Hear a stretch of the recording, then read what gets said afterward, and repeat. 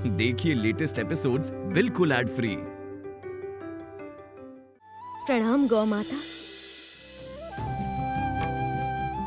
हमारे राज्य में आपका स्वागत है। यहाँ आके आपने हमें धन्य किया है। चलो सखियों, घर लौटते हैं। मेरे अस्त्र अभ्यास का समय हो चुका है। ऐसी वीरांगना से कौन सा वर विवाह करेगा, वही सोच रही हूँ। अब अस्त्र छोड़ के हाथ में माला पकड़ने के लिए तैयार रहो सखी।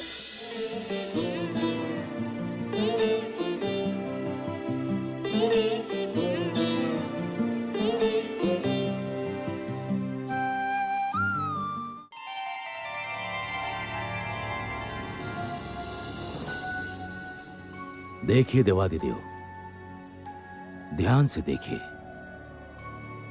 अब मुझे स्पष्ट दिखाई दे रहा है,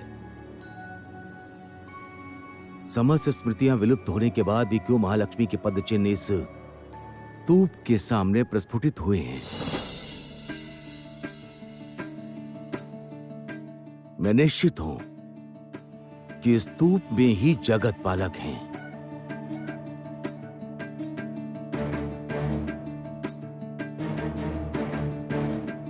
अद्भुत। हे देवादिदेव, लक्ष्मी और नारायण का मिलन भिन्न भिन्न रूप में होता है। राजकुमारी पद्मावती की अनभिज्ञता में ये भी ऐसा ही एक महामिलन है। हमें श्री नारायण को समाधि से जागृत करना ही होगा हे प्रजापति। केवल श्री नारायण ही महालक्ष्मी को स्वर्ग लोक में वापस ले जा सकते हैं। उसके लिए हमें माया का प्रयोग करना होगा। हमें जैसे भी हो नारायण के मन में क्रोध जागृत करना होगा, तभी वो इस स्तूप से बाहर निकलेंगे। किंतु क्रोध जागृत करेंगे कैसे? हे देवादिदेव, यदि हम पर कोई आक्रमण हुआ तो जगत पालक किसी भी अवस्था में क्यों न रहे, वो अवश्य जाग उठेंगे। तो आप नारद का आवाहन कीजिए हे प्रजापति। केवल नारद ही है जो चतुराई का प्रयोग कर पाएंगे।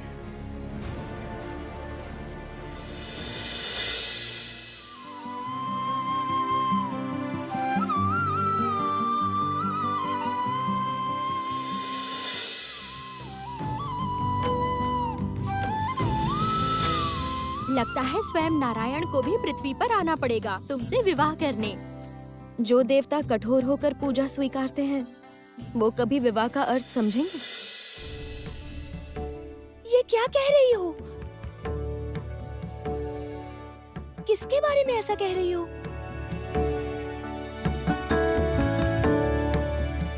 नारायण जगतपति हैं। उनकी प्रिय देवी लक्ष्मी है।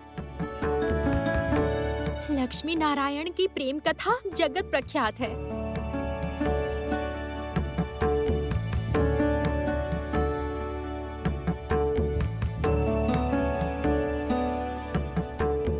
मुझे देखिए हे जगत पालक, क्या आपकी प्रेयसी से मैं भी कुछ कम हूँ?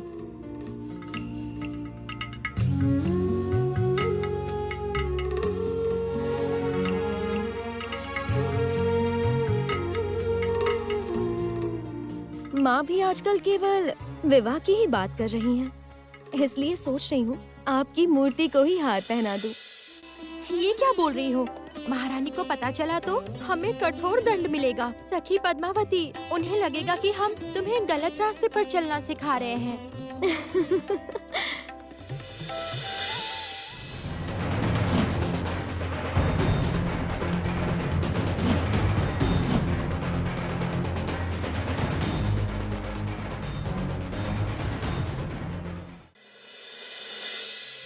यहाँ आ, बैठ बैठ यहाँ पर बैठ।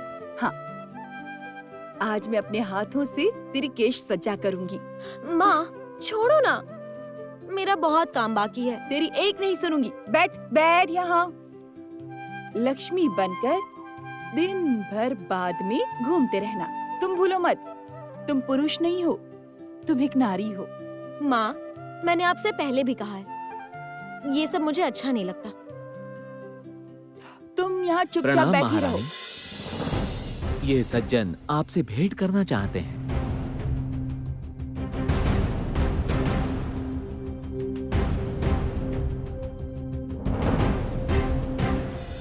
आह, वही रूप, वही दृष्टि, कितने दिनों बाद इस रूप के दर्शन मिले। बोलो, क्या बोलना चाहते हो? क्या हुआ बताओ? महारानी, अद्भुत घटना घटी है। जिस गैया और उसके बच्चे को बहुत आदर से राज गौशाला में रखा गया था, वो गैया जंगल में एक चींटियों के स्तूप को सारा दूध दान कर रही है। किंतु गौ पालकों का उस तरफ कोई ध्यान ही नहीं। ऐसा कैसे? हाँ महारानी, मैंने ये घटना अपने नेत्रों से देखी है। पहरेदार, गौपालक से जाकर कहो मैंने उसे अभी बुलाया है। गैया को वापस लाना होगा, वरना कठोर दंड मिलेगा उसे। माँ, इस सामान्य से विषय को लेकर आप इतना क्यों सोच रही हो? गैया को उसके मन की करने दो। नहीं, वो राजभवन की गैया है, उसका दूध क्यों नष्ट हो? पहरेदार, गौपालक से जाकर कहो ये मेरी आज्ञा है। जो आज्ञा महारानी। रुको। माँ, ये एक अद्भुत घटना है। बताइए ऐसा क्या है उस स्तूप में जो गैया केवल वही दूध दान कर रही है? मैं स्वयं जाकर देखना चाहती हूँ।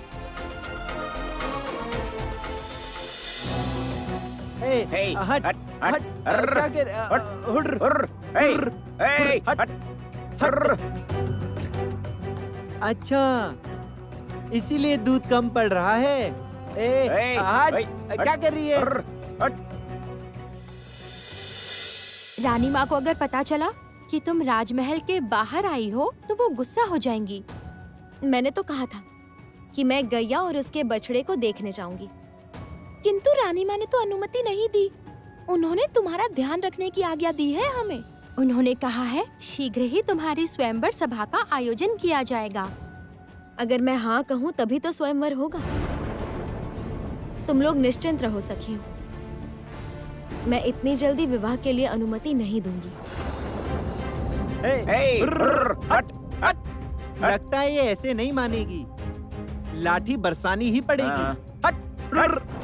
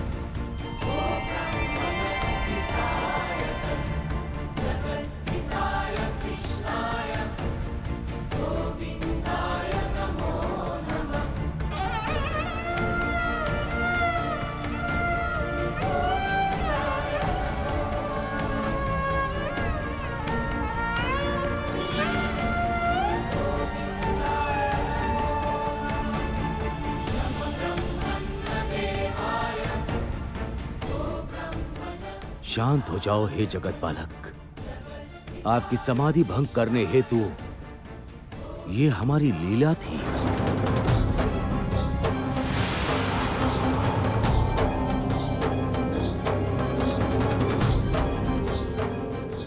हे कैसा अनर्थ हुआ है प्रजापति। अब श्री नारायण को शांत कौन करेगा? श्री नारायण के क्रोध से कहीं विनाश ना हो जाए।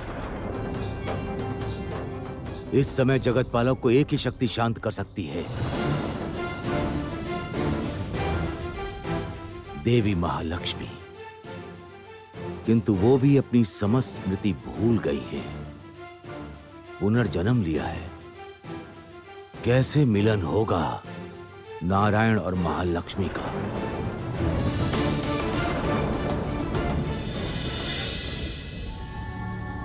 महाराज, महाराज!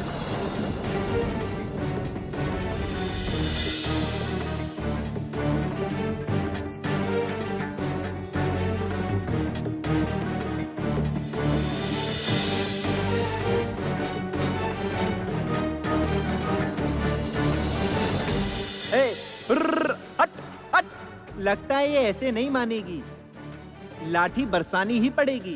हट!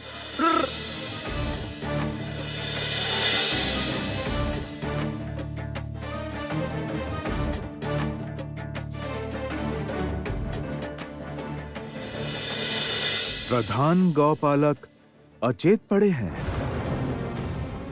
स्तूप से ज्योति, ये तो अद्भुत है। मैं स्वयं जाकर देखना चाहता हूं।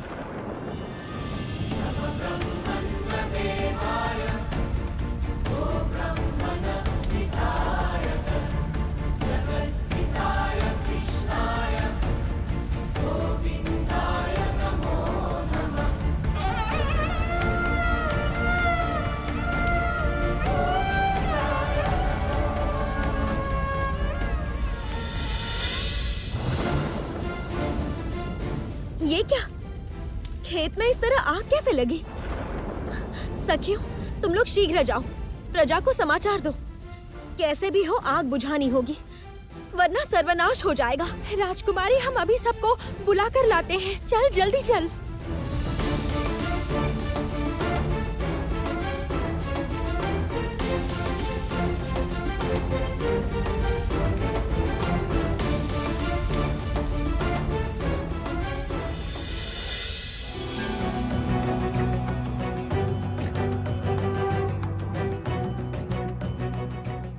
हे देवादिदेव, नारायण का क्रोध चारों ओर फैल रहा है। सब कुछ जल के राख हो जाएगा। जितना शीघ्र संभव हो देवी महालक्ष्मी को नारायण के सामने उपस्थित करना ही होगा। ये सही है प्रजापति। देवी महालक्ष्मी ने अपनी स्मृति त्यागी है, किंतु श्री नारायण ने तो नहीं। वे अपनी पत्नी को देखकर अवश्य पहचान जाएंगे।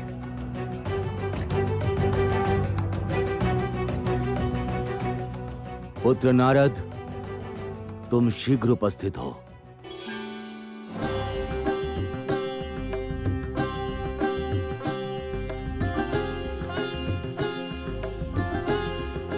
प्रणाम पिताश्री।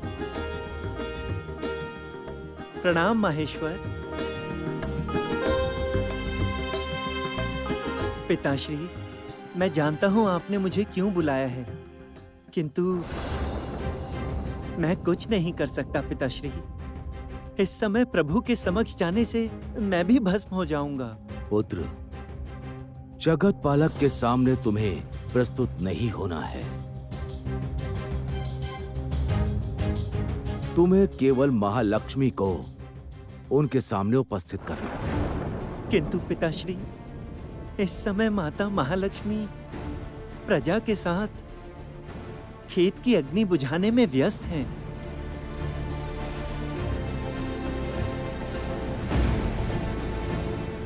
और कोई उपाय नहीं है पुत्र।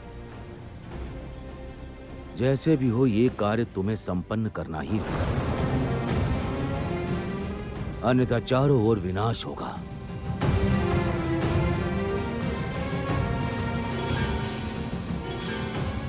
आइए आइए महाराज, ये देखिए, यही है स्तूप। तुम लोग इसे वैद्य जी के पास लेकर जाओ। हाँ महाराज।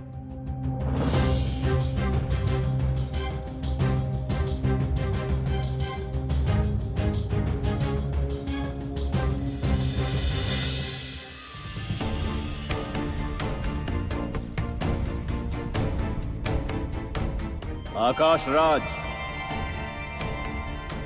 तुम्हारे सेवकों ने महापाप किया है। जिस गैया और उसके बच्चे को वो आहत करने जा रहे थे, वो स्वयं ब्रह्मा एवं महादेव हैं। राजा होने के नाते तुम्हारे सेवकों का दायित्व तुम्हारा है। इसलिए अब से तुम एक असुर में परिवर्तित हो जाओगे। यही तुम्हारा दंड है।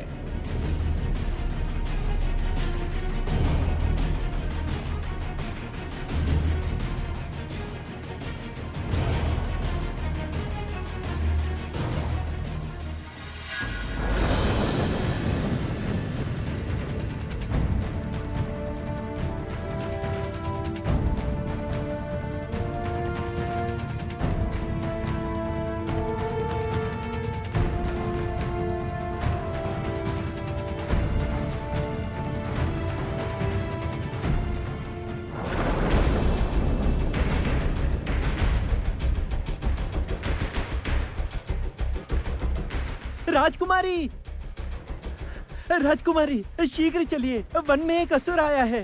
असुर? हाँ राजकुमारी, भीषण भयानक एक असुर आपका नाम लेकर गर्जना कर रहा है। इतना साहस है उसका? ये विनाश अवश्य उसी का काम है। तुम अकेली मत जाओ राजकुमारी, राज सेना लेकर जाओ। उस असुर के लिए मैं अकेले ही पर्याप्त हूँ। तुम यही रहो गोपाला, मैं देखती हूँ उस असुर को। उसे आज समझ आएगा आकाश राज्य नष्ट करने का दंड कितना भयानक हो सकता है।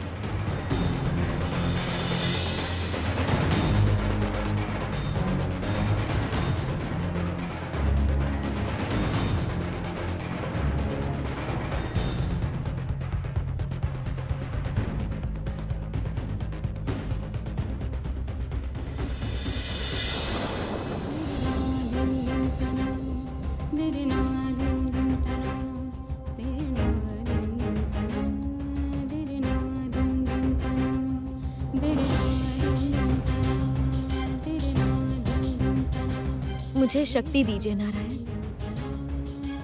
ताकि मैं एक वीरंगना की भांति अपने राज्य की रक्षा कर पाऊं।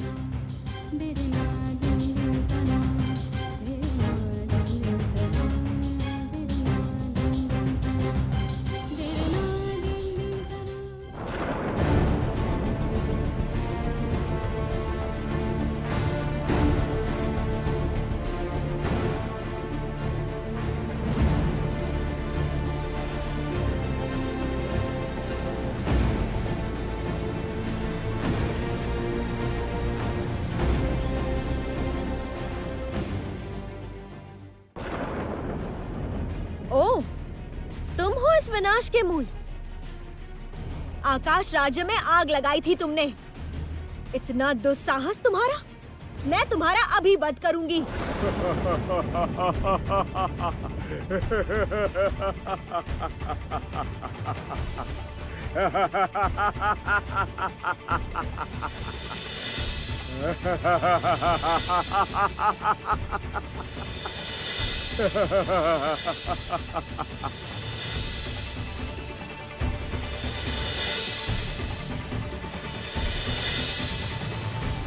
ये कैसा अनर्थ होने जा रहा है?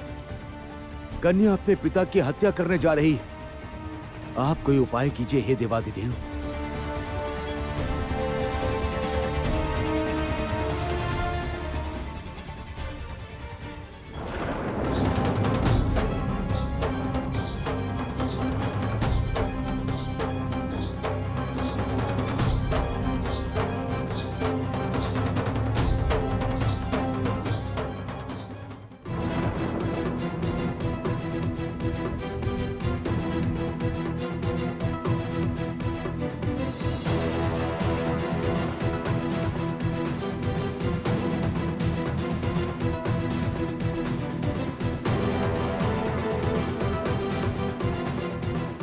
रुद्राक्ष, ये तो बहुत पवित्र है।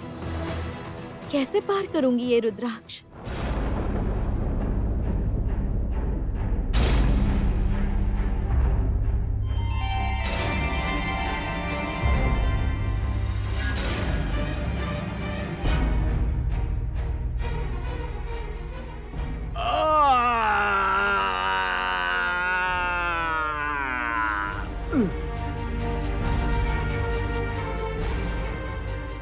ये क्या? किस किसने दमन किया असुर का?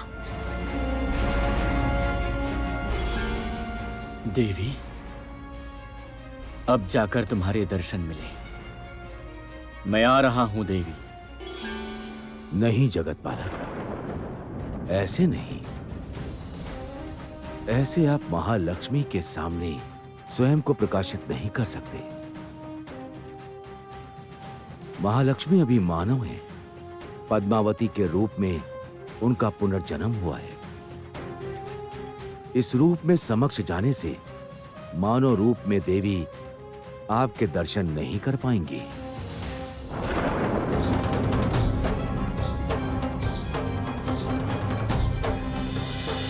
ऐसे स्वर्ग छोड़कर मत जाओ देवी। प्रणाम। देवी मत जाओ। श्री, लौट आओ श्री।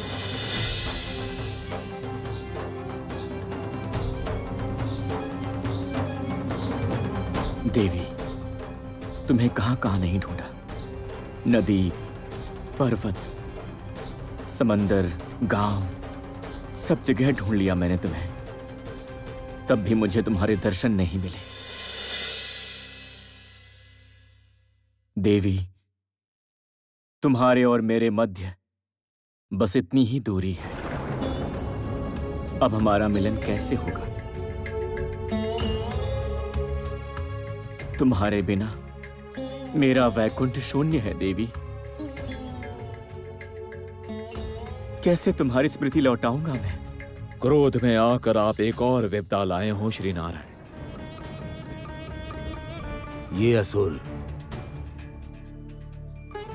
जिसकी पद्मावती हत्या करने वाली थी, वो वास्तव में आकाश राजा हैं, पद्मावती के पिता।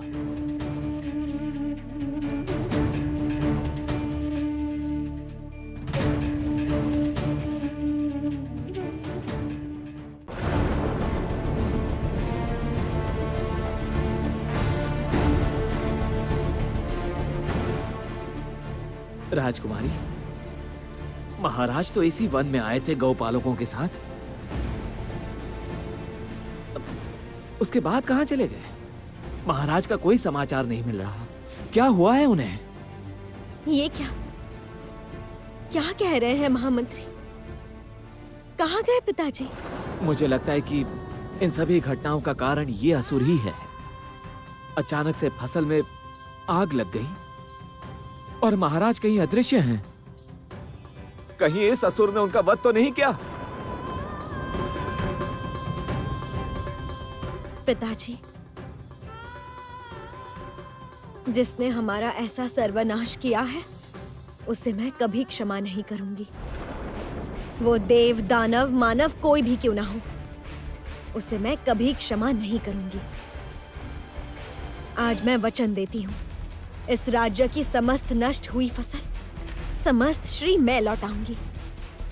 पिताजी को भी ढूंढ कर लाऊंगी मैं। ये आकाश राजा की कन्या पद्मावती की प्रतिज्ञा है।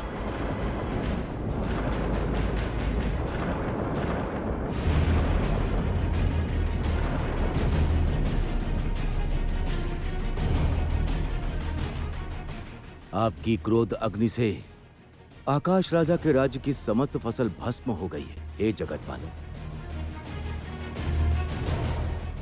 आपने आकाश राज्य को छोटे पाप का बड़ा दंड दिया है। ये बात यदि एक बार महालक्ष्मी के कानों तक पहुंच गई तो आप दोनों का मिलन और कठिन हो जाएगा। अब आप क्या करेंगे नारायण?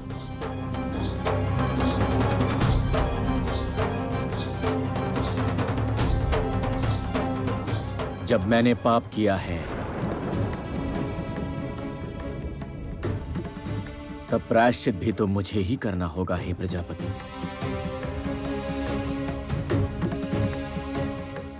देवी को प्रसन्न करना होगा।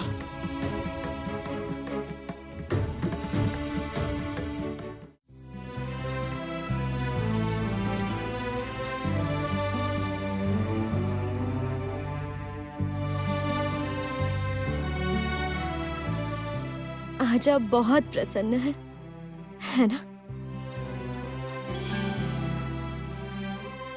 गुरुदेव ने मुझे बार बार मना किया था, किंतु तब भी बचपन से मैंने आपकी रेती से पूजा की है।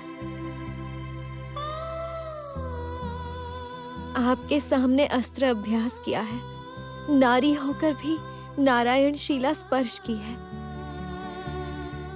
आप तो नियम के बाहर कोई भी काम पसंद नहीं करते, इसलिए संभवतः मुझे ऐसा दंड दे रहे हैं।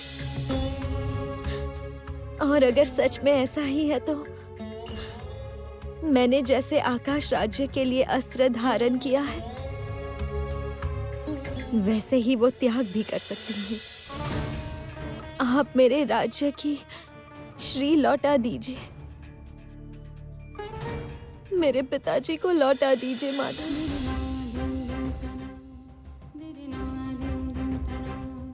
प्रभु, आपके क्रोध के कारण देवी महालक्ष्मी के मानव जीवन में व्यवधान पड़ा है, और विलंब मत कीजिए प्रभु। देवी को वापस लाने का आयोजन कीजिए। देवी के मन में प्रेम भाव जागृत करना होगा नारद, अन्यथा हमारा मिलन संभव नहीं होगा। इसके लिए मैं पूरी तरह विवश हूं नारद, क्योंकि अब आरंभ होगी महालक्ष्मी और नारायण की मानव लीला। वेंकट पर्वत पर श्रीनिवास के नाम से मैं एक योद्धा के रूप में वास करूंगा और तुम बनोगे मेरे साथी। अवश्य ही प्रभु, किंतु ऋषि के तो हाथों में अस्त्र नहीं रह सकता। आप योद्धा बनेंगे तो मैं क्या बनूंगा प्रभु? तुम गायक बनोगे, लक्ष्मी नारायण के गीत गाकर तुम देवी को उसका वास्तविक रूप याद करवाने का प्रयास करोगे।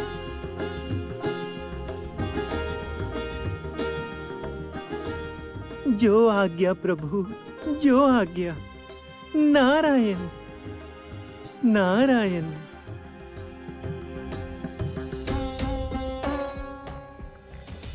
देवी, तुम्हारे वीरांगना रूप में ही प्रस्फुटित होगा स्निग्ध गृह लक्ष्मी का रूप। तुम पूर्णांग नारी हो, जो अशुभ का अंत करती है और श्री भी उत्पन्न करती है। शांत हो जाओ देवी, शांत हो जाओ।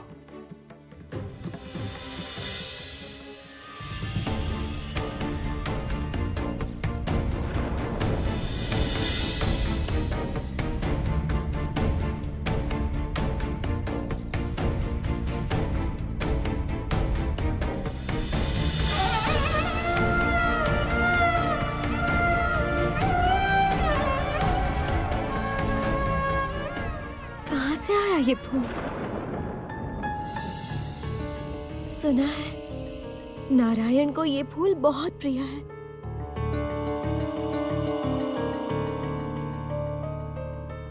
हे नारायण, तो आज से रेती के बदले मैं इसी फूल से आपकी पूजा करूंगी।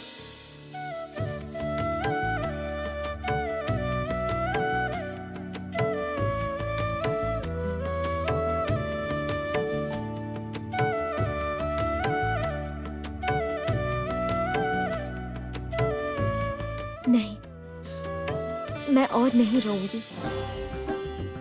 मैं अब नहीं टूटूंगी। जैसे भी हो मैं अपनी प्रतिज्ञा पूरी करूंगी। हे नारायण, मैं प्रतिदिन अपने नृत्य और गीत के माध्यम से आपकी आराधना करती हूँ, आपका भजन करती हूँ, किंतु आपके दर्शन नहीं मिलते। इसलिए आज मैंने तय किया है, जब तक आपके दर्शन नहीं मिलेंगे तब तक मैं नृत्य करती रहूंगी। देखती हूँ आप कब तक दर्शन नहीं देंगे।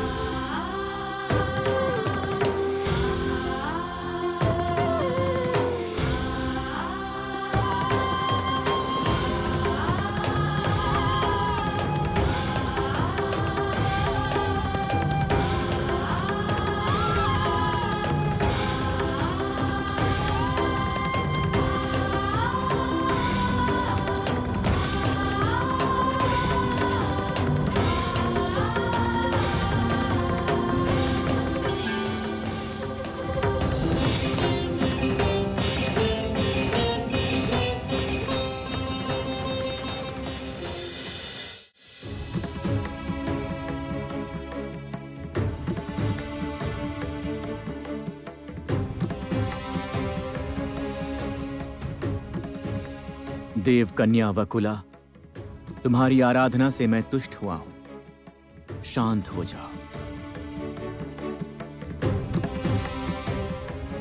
प्रभु, देव कन्या वकुला का जीवन आज सार्थक हुआ। अंततः आपके दर्शन हुए। मैं एक विशेष कार्य में तुम्हारी सहायता चाहता हूं वकुला। मैं जानता हूं तुम मुझे निराश नहीं करोगी। आज्ञा दीजिए प्रभु। मेरे साथ में तुम्हें पृथ्वीलोक को गमन करना होगा।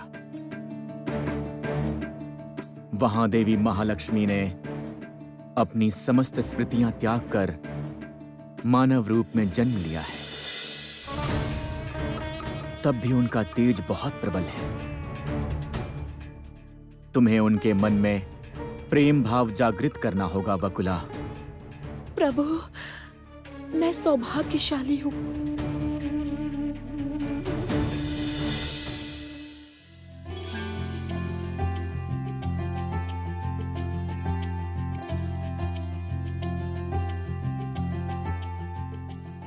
हे देवगुरु, यही है वेंकट पर्वत।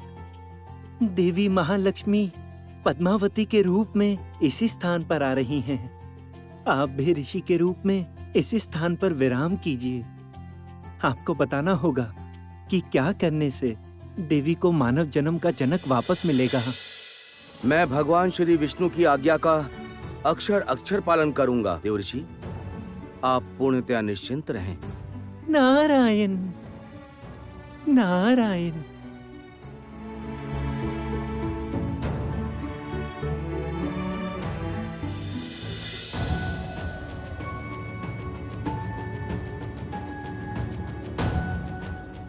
राजकुमारी, इस रास्ते का तो अंत ही नहीं है। और कितनी दूर है उन ऋषि का आश्रम? नहीं जानती सखी। गुरुदेव ने कहा था बड़े सिद्ध ऋषि वहाँ वास करते हैं। पद्मा, तो तुम भी नहीं जानती कौन से आश्रम में जाना है? नहीं, मेरा मन कह रहा है हम सही जगह पर आए हैं।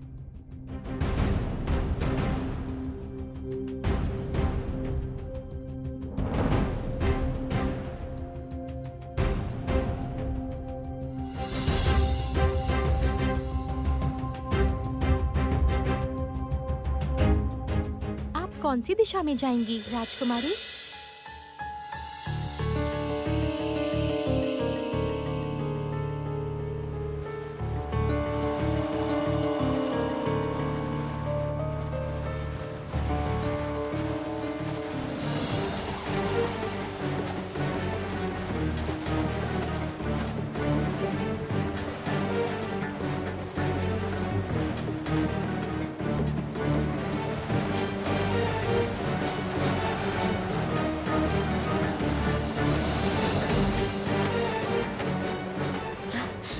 देखो सखी, रास्ते में फूल उड़कर आए और हमें आगे की दिशा भी बता रहे हैं।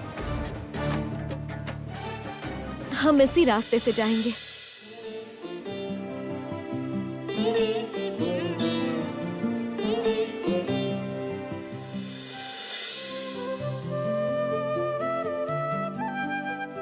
नारायण नारायण।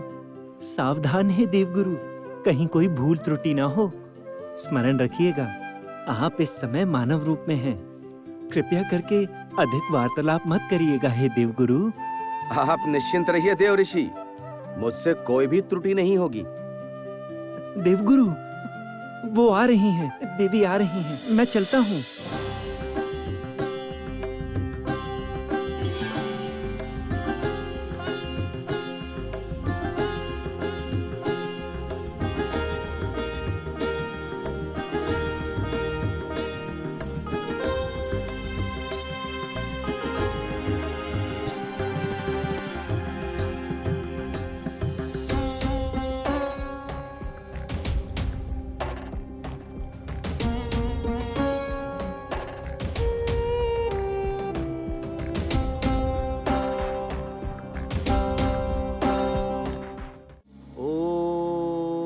नमः नारायणाय। ओम नमः नारायणाय। ओम नमः नारायणाय। ओम नमः नारायणाय। सखी, सुना तुमने? अवश्य सामने कोई आश्रम है। हम वो स्वर सुनकर ही आगे बढ़ते रहेंगे।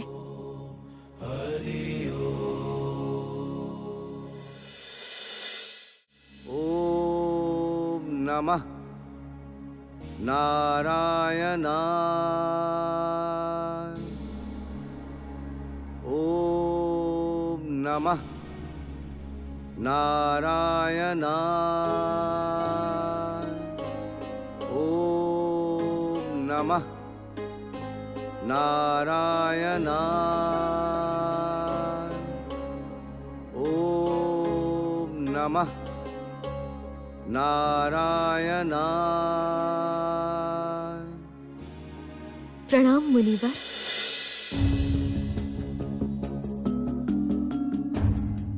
मैं बड़ी दूर से आई हूँ, कृपया मेरी सहायता करें।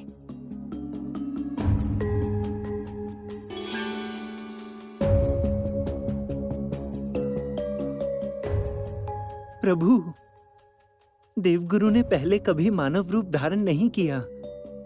वो सब कुछ स्मरण करके बता पाएंगे ना प्रभु? कन्या, तुम्हारे आने का कारण मैं जानता हूं। तुम अपने पिता के संधान में आई हो।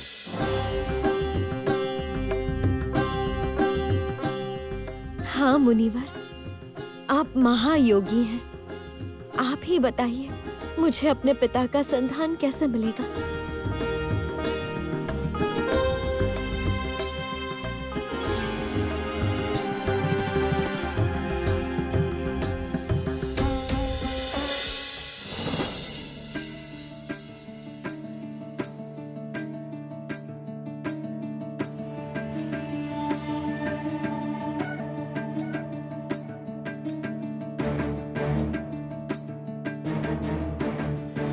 चलो नारद, अब हमारे जाने का समय आ चुका है। चलिए प्रभु।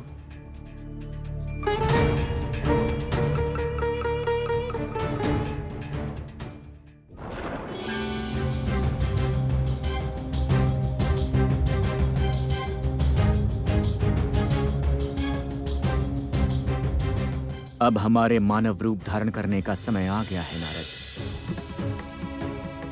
अब और विलंब नहीं कर सकते हैं।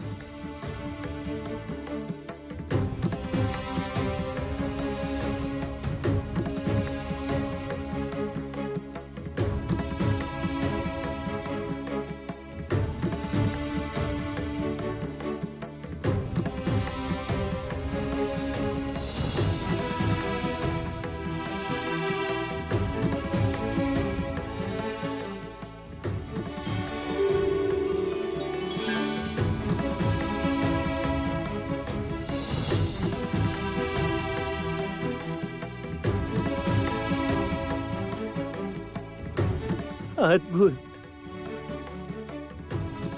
अद्भुत। आपका ये श्रीनिवास रूप देखकर मैं धन्य हुआ प्रभु, धन्य हुआ। किंतु मैं कौन सा रूप धारण करूंगा, उसे लेकर मैं चिंतित हूं प्रभु।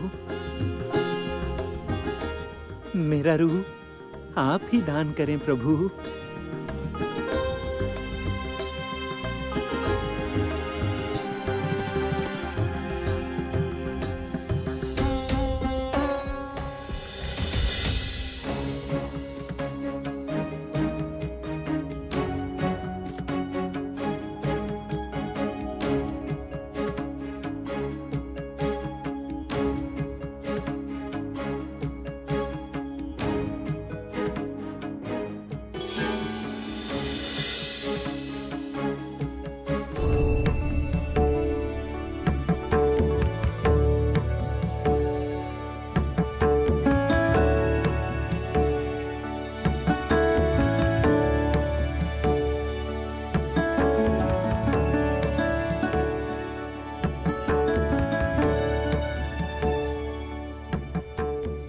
नारायण नारायण।